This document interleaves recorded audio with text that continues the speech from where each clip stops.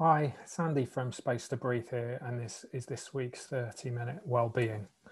The idea is we share an idea and some thoughts on a particular subject or a tool you can use, and that takes up a little bit of your 30 minutes. And then we suggest you take the rest of the time to go away and have a go at something that will help. We've looked at different subjects like resilience, and we've thought about how to kind of face different kind of aspects of our well-being and become more self-aware. And this one, we want to start talking about anxiety, and I'm going to do a few about this subject. It's one of those things that's peaked or grown during the lockdown, and understandably so, because when we look at our present, things are shifting and we're uncertain, things feel out of our control, and then the future feels unclear. It can create a lot of anxiety around money or employment or the future or health, family. And just that sort of disruption in itself is anxiety generating. If you think what your body does when you're anxious, some of that is quite natural. It's that sense of protection, of sensing danger and being aware of things around you that's inbuilt in every human being. But the problem only comes when it elongates, when that tension stretches and grows over time. And one way to think of it is like a hand. If you relax your hand, but then you clench your fist, that's what your body is doing in different ways when you're anxious, whether it be your stomach, your back, your shoulders, your head. All that kind of sense of tensing is difficult. Your blood vessels may do that. There may be a slight lack of oxygen getting to your brain. It can all create all these different physical sensations. And a moment of anxiety, that's okay. You know, that's normal. That's human. We worry about things. We get anxious about things, presenting in front of people. I always get anxious about doing these. But when it elongates over a long period of time, or when it becomes something that just accompanies you the whole time, or maybe just feels bigger than actually the situation merits, that can be when it's a bit more of a challenge. And if you're feeling anything like that right now, maybe you've experienced some physical symptoms that concern you a little bit, talk to your GP. It's always the best thing to do. And also have a look at Google NHS anxiety, and there's some great ideas in there, and we're going to share one in a moment. But anxiety can feel a little bit like this. It can feel like I'm out on my own. I'm being battered a bit. I'm a bit isolated. And so usually the biggest and simplest thing that you can do is just rebalance a little bit. This is why things like breathing exercises and mindfulness are so useful. To bring out my old favorite of the snow globe again. You get shaken up. You want to find a way to let things settle. So being present, breathing exercises, mindfulness, even just pressing your feet down on the floor and saying, no, I'm here. I'm in my present, I'm in my moment, will help calm you. This is one tool my friend Ben taught me, which I really like. You can do in your room. If you're feeling stressed or anxious, to draw yourself back into the present, find 5 things that you can see around the room that you're in. I can see a picture of a whale, a light, some pillows, a towel, a television. Find 4 things that you can hear. Take your headphones out. I can hear the road outside. I can hear my kids in the rest of this house. I can hear my computer slightly buzzing, and I can hear a plane, I think. 3 things that you can reach out and touch. I've got a table. I've got a coffee mug. I've got a highlighter pen, and feel the different textures.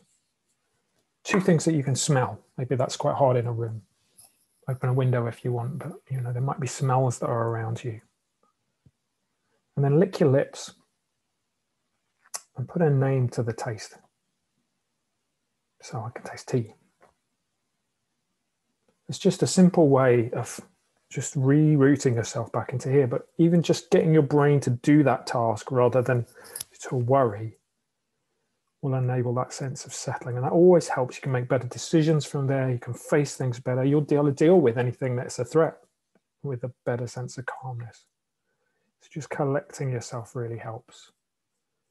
We've also found this tool is dead useful. This is from a training session I went to at the NHS, and I really found it such a helpful way of talking about reframing your anxious thoughts. So let's imagine you have an anxiety about something that's happening in the present or the future. And it's really going to get into you. It's doing this thing of the elastic band. It's stretching, it's elongated. So first of all, catch that anxiety. What actually is it? What am I actually anxious about? And that in itself can be an interesting little task, because sometimes we find, oh, I can't really find what I'm anxious about. I've just got a feeling. But often we'll be able to nail it down to, I'm anxious about this. Second stage is check it. Think, why am I anxious about that? Does that merit that anxiety? If I was hearing somebody else sharing that anxiety, what would I say to them? Or what might the possible outcomes be? And are there other explanations, more positive things for that situation? Maybe you're worrying about a meeting with somebody and you feel it's not going to go so well. And that might be true, but there also might be other explanations. It might actually be a really positive thing. What evidence do you have for thinking it will not be good? Really kind of check it and analyze it. And then the third thing is to change it. Just think about, actually, let's reframe that in a positive way. Maybe this meeting with this friend is an opportunity for this.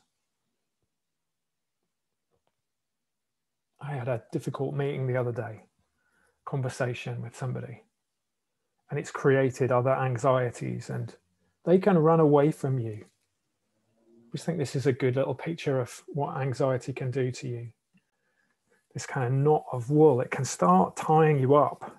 And actually what you really need to do is to be able to put it there in my hand and say, well, what is that? Why? Let me have a look at that. And reframe it, at least find what's the next step. And sometimes helpful questions like, what's in my control, can help you with that still further. So what I encourage you to do with your rest of your wellbeing half hour is to think about something that's making you anxious. It can be a big thing and a small thing, number of things. Write them down. And then use this little list here to catch it, check it, and change it. How might you catch those anxieties? Really identify them. What's going on in you while you're feeling them? How can you check them? You know, what do I need to have a look at there? Is that real? Is that always going to happen? Have I assumed anything there? Have I worrying unnecessarily? What would I say to a friend? And then how can I change it? How can I reframe it in a positive way? So I'd like you to scribble down some thoughts about anxieties you're feeling and just analyze that and do that process of catch it, check it, and can you change it? Can you reframe it positively? One of the ways that we can do that is to imagine a slightly more positive future. It's the image I always like the best of thinking about this. It's if you imagine you are actually on a hillside, looking at a horizon, and you're just taking in the beauty. Now imagine that with your anxieties. And when you're thinking about changing it, you're thinking about a more positive outcome. This is a helpful visualization. Just sit there and imagine you're looking out into something not fearful and difficult, but full of possibilities and positive. And even if it's going to be a hard thing, and sometimes we can't remove the fact that things make us anxious because they're going to be difficult. We can't say that the pandemic is anything other than difficult. We don't know when it's going to end. We don't know what the future might be. But we can look into the future with hopefulness, even if that's leaning on our sense of we've kept going. Look, there is another day. The sun is going to come up. Spring is coming. We can find positives. Choose to where you put your attention with your anxieties. So I'm going to leave you just to ponder that positive future just for a few minutes. We're going to play a little bit of background noise just so it feels like you're there sitting on that bench. And then I'm going to finish.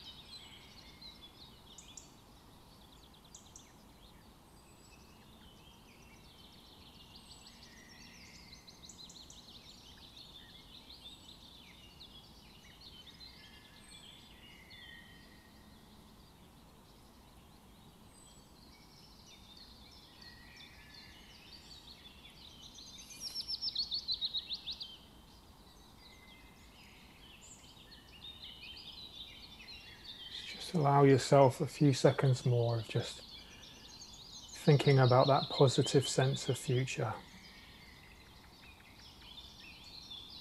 Changing those anxious thought patterns. I'll let the bird song just play for a moment or two more, but just hold on to this sense of peace and balance that's here.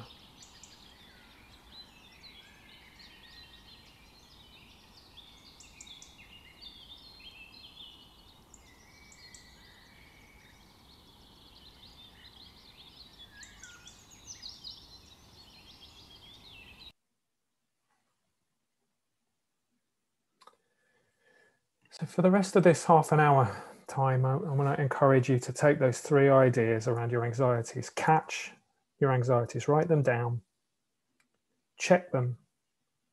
What is it that's really going on there?